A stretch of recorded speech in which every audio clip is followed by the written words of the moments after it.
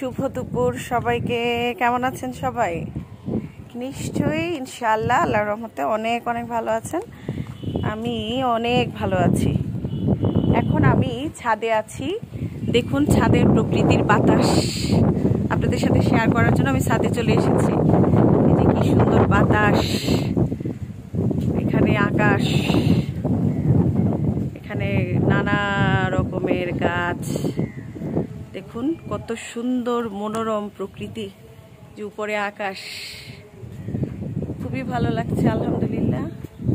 মনে হচ্ছে উপরে মেঘের ভেলা, একটু পরে বৃষ্টি নামবে। দেখুন